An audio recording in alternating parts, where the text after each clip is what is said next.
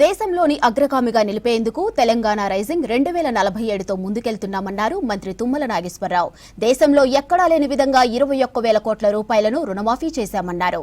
భద్రాద్రి కొత్తగూడెం జిల్లా ప్రగతి మైదానంలో జరిగిన రాష్ట్ర ఆవిర్భావ దినోత్సవ వేడుకల్లో పాల్గొన్నారు. రాష్ట్ర సమగ్రాభివృద్ధికి social justice, green energy, infra and industrial, tourism పాలసీలను సిద్ధం చేశామన్నారు తుమ్మల.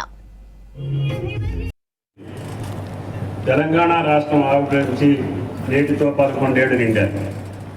ఈరోజు రాష్ట్ర ఆవిర్భావ వేడుకలను వైభవంగా జరుపుకుంటున్న భద్రాద్రి కొత్తగూడెం జిల్లా ప్రజలకు శుభాభివందనాలు.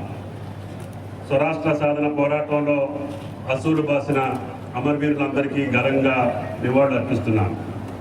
ఎందరెందరో అమరవీరుల త్యాగాల పునాదుల మీద ఏర్పడిన తెలంగాణ రాష్ట్రం ఈరోజు అన్ని రంగాల్లో దశ దిశలా వెలుగులు వెలుజుముతుంది. దేశంలో అందరినీ ఆకర్షిస్తోంది. చెప్పుకునేందుకు గర్వపడుతున్నాను.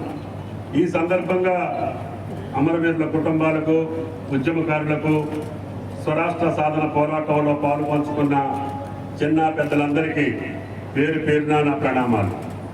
తెలంగాణ రాష్ట్రాన్ని భారతదేశంలోనే ప్రపంచ స్థాయిలో అగ్రస్థానంలో నిలిపేందుకు గౌరవ ముఖ్యమంత్రి రేవంత్ రెడ్డి గారి నాయకత్వంలో తెలంగాణ రైజింగ్ 2047 విజన్తో ప్రజాప్రభుత్వం ముందుకు సాగుతోంది.